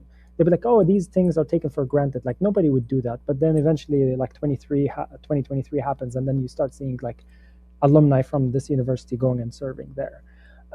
So I think this is why it's necessary that we constantly thinking about like never leave any stone unturned. I think that's the saying in English, and to try to speak and teach against how every single thing that we are researching, we're using to not being used for imperialist purposes. And I constantly say this like, oh, this person's a functionary of imperialism, and that person's a functionary of imperialism. Why don't you just use agent, right? Or why don't you use the spy or whatever? But I'm like, those things, they have direct connection. Like, for example, if I work for US government in a hidden way, I'll be like a spy. I'll be like an agent getting paid. But sometimes people do things out of their own volition, out of this postmodernist term, out of their own agency, in service of the empire, without even the empire is paying them. And these both could be a person who's an international student from the country that's being bombed, or a person who's actually from the US who just got a scholarship to study and doing the research for the empire without knowing that they're actually supporting it. So they're being a functionary in the Althusserian ideology sense, the nerdy stuff with theories. No, yeah. The only issue I have with what you with what you raised there is that juxtaposition, is that the anti-imperialist that you describe needs an interruptive moment. The sniper doesn't. So I think even without even the tacit, implicit liberal education that we normally get in this country, that isn't overtly necessarily saying go be a killer for this country, is training you to do that. It may, I don't think it's, I think that if you don't have the interruptive moment outside that occurs outside of the traditional educational process in this country, you can't become an anti-imperialist. So the person you're describing at Urbana-Champaign, something happened. There was that intellectual speed bump, or maybe in their household or something that happened that pushed them in that direction. Whereas again, the sniper you can just grow up and be just a regular, decent American. You don't even have to be some flag waving MAGA super wannabe soldier, whatever. It is an implicit part of our media and educational environment to be anti everyone else, and then within the country, of course, to hate Black people and Latinos and all of that. But so after something like that happens, it, you know, in terms of the Al-Aqsa flood, it makes sense that someone who anyone might have thought is, hey, that's just a good regular degular American. They're going to be like, nah, I need to be in that sniper seat. I need to get in that sniper's nest and get busy shooting kids, because we are encouraged to that. So, but other than that, I definitely appreciate I'm with you 100%. Yeah. And there's a, Jared, what you're saying, the, like, people grow up believing in white supremacy inherently, right? And so I think is exactly what you said. Like, unless someone tells you, like, yo, your whiteness is not actually that great, right? Like, white people rarely think about whether or not, like, their whiteness should be contemplated as an issue or as something that's not the greatest thing of all time, right? And this is part of the problem, right? And so you have this person who, and it's still, I don't want to use the word baffles me, but like this whole, like, oh, like, I'm going to go fight for the IDF, but you're from Illinois, right? But somehow you're more indigenous than the people who live in Palestine, right? I'm like, I don't even want to float down that stream, because the idea of it is so ludicrous. But when you consider that these are people who grow up in a country that was stolen from the people who were indigenous here without a second thought, who were totally displaced from their lands without a second thought, and who now, like, you know, these white people who be like, well, my family came here with the Pilgrims. Yeah, motherfucker, because you're not from here. Like, that's my point. You're not from here. So no matter how far back you go, they're the realest Americans. Right. But they think of themselves, like, I'm a Mayflower descendant. Right. Right. And so, you know, so you have this person who now goes somewhere else and says something absurd like, well, it's just a corpse.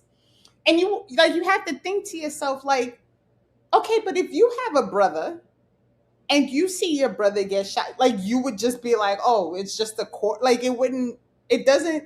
But this is the problem with the total disregard of the humanity of people, right?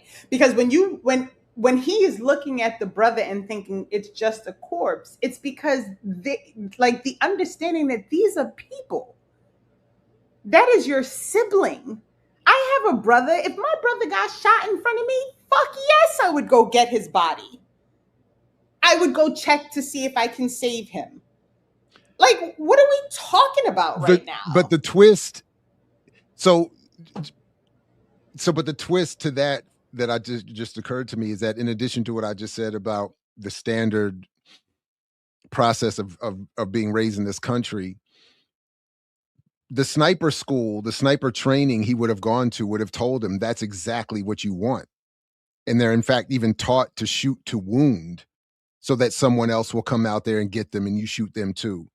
So I'm not, again, in addition to what he had already been prepped for in just a normal course of growing up, being raised here, they literally train that. And what you just said, Renee, is exactly what they bet on. And they're saying, so that's how you get 2 kills out of 1. And so again, it's not to justify or to defend, but to Essam's point about trying to, you know, reach some sort of objective analysis, if that's possible, that is just another added component to it. That's the training, you know. Yeah, it's crazy.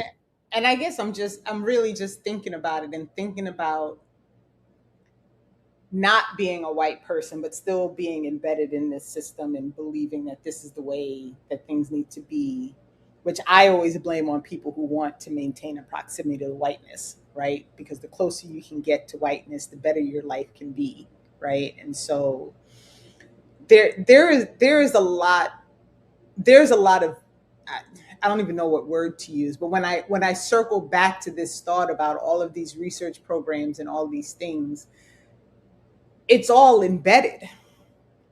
Like, it is literally worked into the fiber of of how these things work and why it's that way, right? So why, when you're on a college campus, no one thinks twice about being a top tier military research funded campus? Like, why nobody thinks twice about using that money to build a dorm or to give a scholarship or to buy shitty textbooks that don't actually, right, that embed within them all of the biases and things that continue to perpetuate this idea about other people. Like, it really is all connected in a way that I want people every now and again to just stop for a second and like pull the thread and just see how the thread is woven through every single thing that's happening as they move along, right? Because I really think that's the conversation that not enough people are having, that I'd like to try and engage more, because I think people just often just miss those connections. But Essam, I know you only have a few more minutes, so is there, you dropped this other article. Did you want to talk about the article a little bit, or was that for us? I mean, yeah, just if you're interested, maybe your audience would be interested that when you asked me, hey, Sam, can I join this episode? I think I told you, let me go ask some other comrades who know much more about this topic. And then all of them were busy with different commitments. And I was like, just send me something so I can better prepare. And one of the articles that were sent to me is Selling Dead Bodies to the US Navy for Israeli Military Training, and talks about certain US universities, particularly, for example, I believe USC. They are using corpses of people who are dead without their, I guess, consent to do some research. And similarly, we know that how corpses in Gaza, once the certain areas would fall under the control of the forces, the opposition forces, right? They went and took them to do a research on them. So there is an interest in accumulating bodies and causing as many cadavers to be produced and using them. And I think this documentary talks about that. And I'm sure that at one point we should also talk about the other article from Covert Action magazine that you shared with us, Renee, eventually at some other point, about how the National Endowment of Democracy really is influencing higher education by having their people inside the key departments. And maybe this episode we bashed STEM people a lot. Next time we can bash the social sciences more, with Jared's consent, of course. You have it. You have it. I offer it willingly and upfront. I'm trying to find the article. I guess I closed it out. No, it's the one that I sent this morning. No, I know. No, I have it. I had it opened. I just couldn't find the tab. There it is. I was actually weirdly prepared today. I just didn't. I just can't seem to find the tab when I wanted to. But yeah, this is the story that is being discussed. Large number of faculty, elite universities linked to National Endowment for Democracy, a CIA cutout specializing in propaganda. So yeah. I'm happy to do that, and it'd be good as an excuse to have you come back and join us anyway. So looking forward. It would be my pleasure. Yeah, no, but thank you so much both for having me today, and it was truly a pleasure to also meet Comrade Evan too. So, but I do have to excuse myself and do the Muslim duties on Friday, which is to go to. Understood. Please do. Absolutely. Thank you so much. It was good to see you. Thank you. Right on. Peace.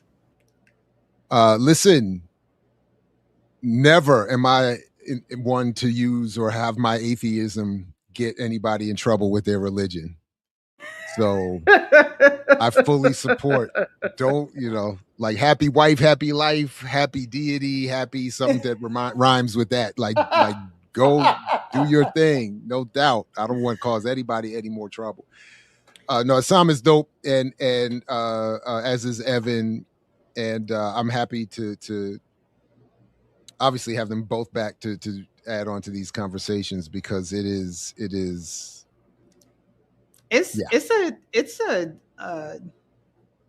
a minefield. It really is a minefield of like, because even in trying to understand this whole like this $15 million, which I know is the estimation, and it's $15 million over 20 years, which to me just feels very, very low given what they're talking about, right? Like it just feels like there's no way that this is all the money, right? But even in trying to navigate understanding like how all of these things are connected, like I mean, I ended up down such a deep rabbit hole last night, and I was like, I need to go to bed. Like I gotta I gotta get I gotta get out of here. But then I started looking, I ended up looking at all of these individual organs. So I ended up looking really at RAND, right? I ended up looking at the Institute for Defense Analysis, which is another private corporation that works within these like military foundation things to help people with finding their funding and disseminating projects and all these things. And then when I got the article this morning, and I think it was Dennis on one of these chats that shared it, but like seeing this list of US colleges that literally like like the CIA is embedded in your college, teaching your students while getting funding from Israel and research grants from the US military.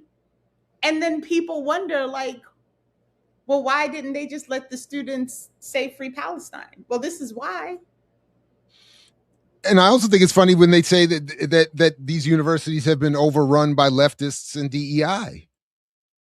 The University of Maryland was on that list. I remember being there as a student in grad school, sitting in the Stamp Student Union, getting something to eat, and somebody comes over in a full mascot uniform. I can't even remember what they were. It was like maybe like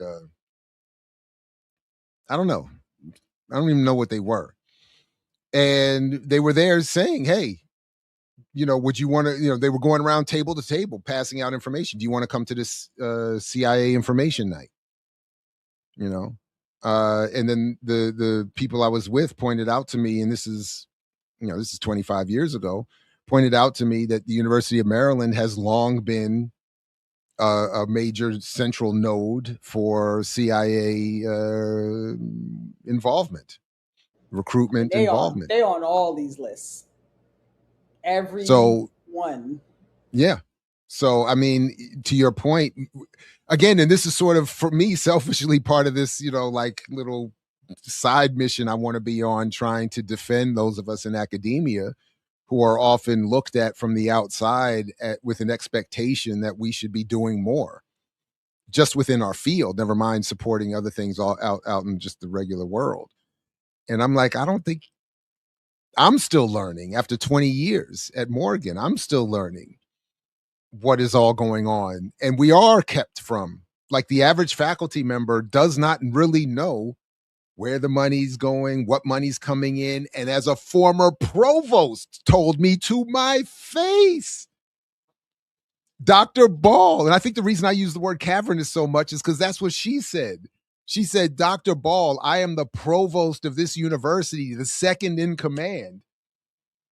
And every year there are millions, she said, of dollars that disappear into what she called a cavernous black hole,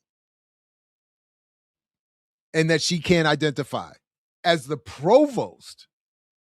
And I remember looking at her with like, kind of like, well, you need to handle that. I was like, well, I don't know what you're telling me for. I'm way at the other end of the hierarchy. So, but to the point, like, we don't even know. I couldn't tell you everything that Morgan State. I know what its expressed mission is. I know what its promotional materials say it is, but I don't know what it's really doing out here. I don't know all the money that's coming into this place. You know, every once in a while I look up the public information about the salaries and I see some miraculous, what have to be miraculous salaries. But I don't know what's going on. So I don't know. I don't. And so where do we?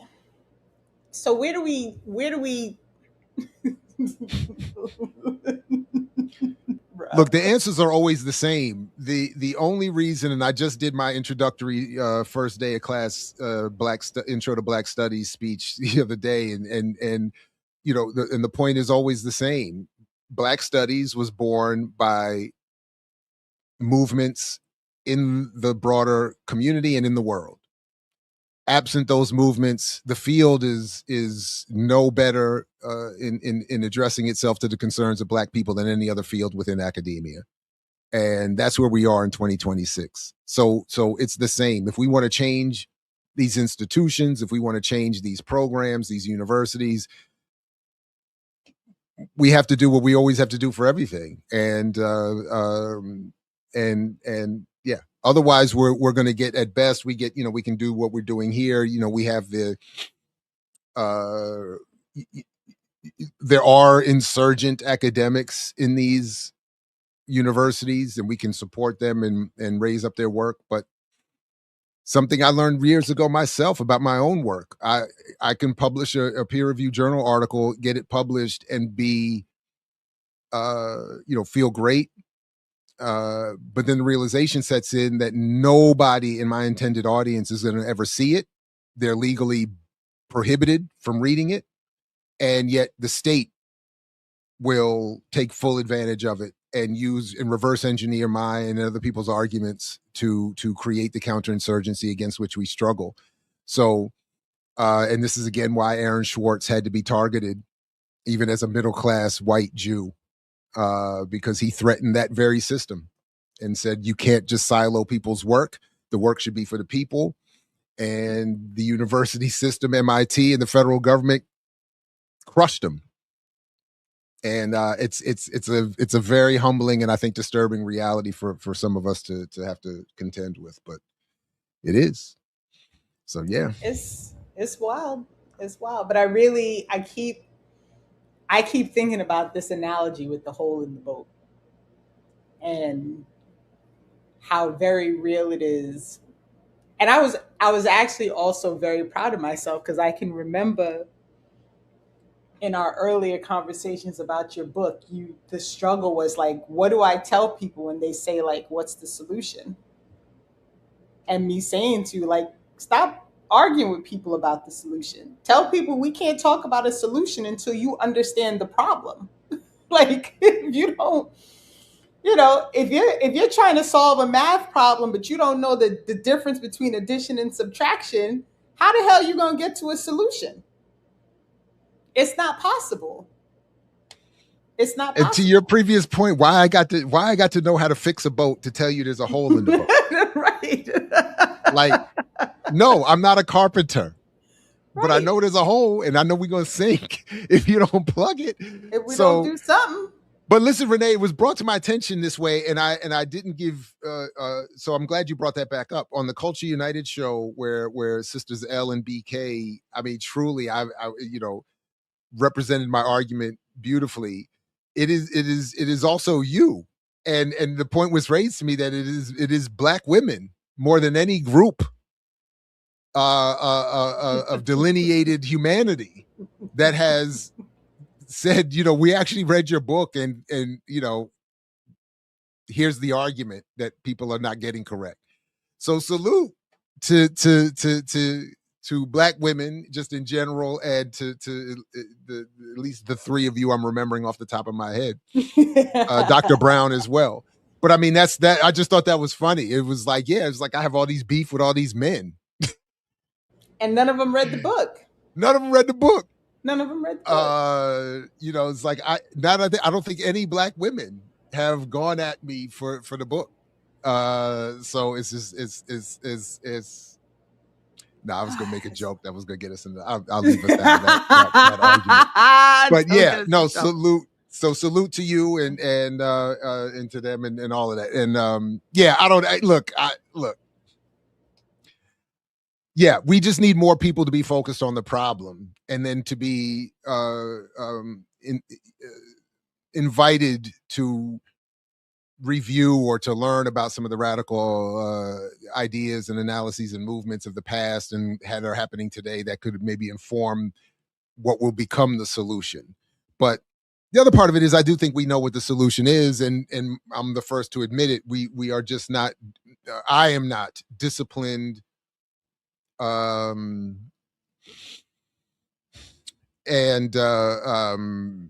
Maybe committed enough to at this point in time take the risks that I know are come with it. So I'm trying to get more people to stand with me, or that I can stand with them to get that necessary inspiration and what's what I'm looking, courage. I mean, that's it's a lot of it. Like I see, MIT's on a lot of these lists, and the folks that the students and some of the faculty at MIT that really fought to try and get some of this funding to not be part of their programs anymore. And I haven't even looked to see like where that is. I know they voted to stop, being funded and to stop supporting Israel via its research projects. But I don't know like where, if that got stalled because the university was like, that's great that y'all had a vote, but so what? Right? Like the National Education Association, like everybody voted that, they weren't gonna do this whole like anti-Semitism thing and conflating it with anti-Zionism. And then, the leadership got on a call and just said, oh, we're just gonna ignore that vote. Like, we're not gonna worry about it. They can just go, it's cool. That's good that y'all did this thing. They're the dude that Essam was talking to. I don't give a shit. Right. And so there has to be, and this is, I think really like the goal here, and I know, we're going to run out of time in a minute, but like, I know the goal here is at least to get people to just see the problem. Right? Like, and the more I watch things as someone who is now becoming really, really clear on the problem, like Lioness is a problem. It's a problem, right? And so as every episode that I watch, which by the way, this is totally Jared's fault, y'all, because I was like, what is he talking about? And then I was like, oh my God, this is crazy. This is wild.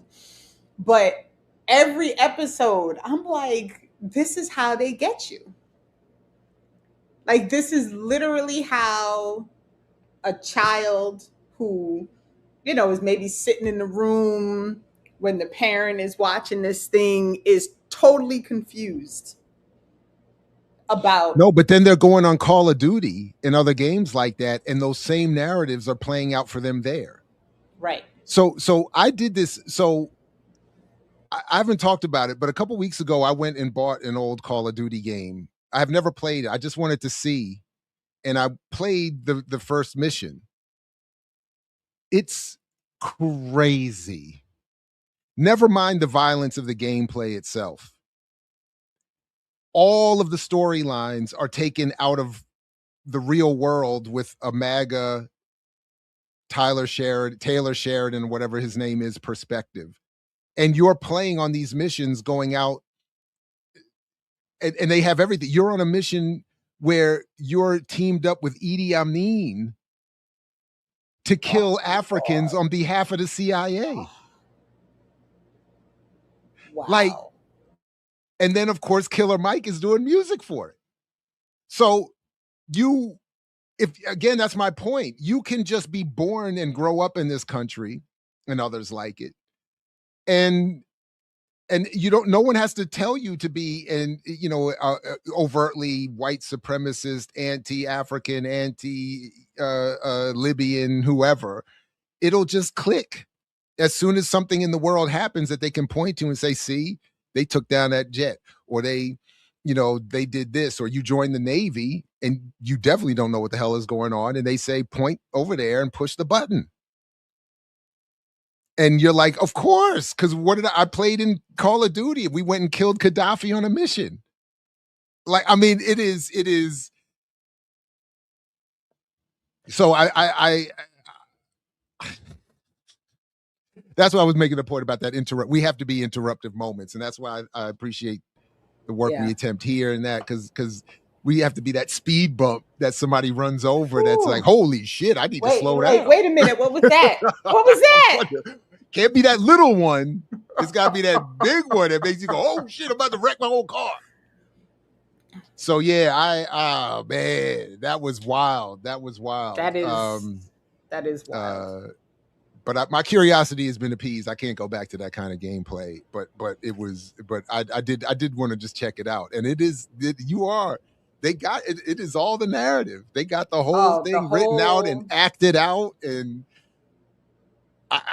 oh my goodness. So yeah, and then by the time you get to Lioness, where they have all the technology and the editing skills, and I hate to say it, but I think in his content, I think the dude can write a good story. I mean, it's a compelling, they got enough action for it. It's just when you think it's getting boring, somebody gets shot and tortured, and it's like, but everything's in there. And that line I sent you and him too, where he said, Russia already proved every fucking word Mark said is wrong or something like that. I was like, yeah, they are just going for it. It's wild. And then when you even think, so at the end, I almost text you, like I almost sent you a text, like it was so late, and I was like, Jared's asleep, and then I forgot all about this. So, the first season where it's the the girl that they send in, and she's at the house, and the dude comes in with the ice cream and the whole thing. So the scene is set, and he walks in the room, and it's Bassem Youssef. Yeah. Right? And like, these are the things that also fuck you up, right? Right? Because I'm like, wait, why are you in this? Like, how did this like, I want to know how this happened. That's right. I forgot about that. I want to know how did they call, like, who called you, right? Like, did it occur to you, like, wow, because this series is not old. Like, it's not like this is an old series. No. These are all right? No. This is, and so I'm like, when was this? I want to know what date this scene was filmed. I want to know, does he regret being in this? That's worth looking up. I didn't remember that. I would like to co-sign this side project for you and for me. I'd like to look into this myself. Because I'm like, wait a minute. Like, why are you in this series? They got everybody. Black, white, Latina, Arab, gay, straight. Everybody's in here serving the mission. Serving the mission. Everybody's in here. It is. Oh my God. I mean, it is super. It's diabolical, yo. Y'all, just so everybody's clear, like, every now and again, I just send a text to the group chat that just says fucking diabolical. Like, literally. By the way, listen, and I want to share this with the world. Listen, I am an avid user of the phone's capabilities to do not disturb, set do not disturb. And then I have the separate settings so that my wife and daughters can break through that setting whenever they need to. So I say this to you and anyone, text, call whenever. It's on the recipient to have their phone settings correct if they don't want to be disturbed, if they're planning to be asleep or something. It's not on you. So don't worry about trying to remember for later. Just send the text whenever. If I'm asleep, the phone will not disturb me. It's not gonna bother you anyway. It's not gonna bother me, and it's That's my good. responsibility. That's good to know. Everybody, be on top of your own settings. Don't put it on people to check time zones and is it the right time? But Turn also, your phone off. But here's the other thing, though, is so our chat sometimes gets totally out of control. And so, like, I'll put the phone down and I'll come back and there'll be like a little 57 bubble, like over the tech. And I'm like what did I miss? I only put the phone down for 20 minutes. That's when you got to start from the bottom. I went to wash the dishes. Yeah. What happened, right? So that's how I felt with that email thread with you and Laura the other day. I clicked on it and it was like, I got an issue. And then by the time I clicked through, I started to even reply to that email. And I said, let me finish reading the thread. And by the end of the thread, it was fixed. And I was like, all set. All set. Yeah, he was all set. So that was funny, you know. But yeah, listen, Renee, congratulations on 152 episodes, and well done putting the show together once again. And I will put the links in the show description to all of these pieces and to the spreadsheet. And I know your schedule does not allow, but we are gonna do the marathon on Monday. So even though we are recording this on Friday and it's playing on Saturday, I want people to know that on Monday, we're going to do the marathon show. Maybe during like your lunch break, you can just pop in and say hello. So, you know what? I know Mondays are crazy for you. But Monday is a particularly crazy day, but I do have, I mean, there are little gaps. So yes, I will find one and jump on. And of course, we're talking about the Black Liberation Media Black August day of, I don't remember exactly how you would. We're just doing a marathon day. We haven't done one in a while. Yep, we're doing a marathon day. So it's the last day of August, the last day of Black August 2026. And we decided we'll do this day. So, but I appreciate you, Jared. Yeah, no, I appreciate you too. And my schedule, they got me on this one. They got me this time, you know, can't win them all. So anyway, peace obviously to you, Renee, to Essam, to Evan, and to the undefeated chat that I know was out here being busy, being undefeated. Salute to all of you. Thank you very much again for your support. Continue to support the platform however you see fit. And as always, peace. Only if you're willing to fight for it, as Fred Hampton used to say. And we will see you next week with more Saturday with Renee. Black Liberation Media is a collective of Black and African organizers, journalists, academics, and media personalities serving Black and African masses seeking to further grow in their understanding of themselves, their histories, and the African world through entertainment and news. Please continue to like, subscribe, and donate to the channel so we can further serve you and liberate our people. You can also go to blkliberationmedia.org, get some merchandise, and also become a Patreon member and a member from the YouTube. Please do what you can, share, and show your love as we will show ours for you. Black Liberation Media.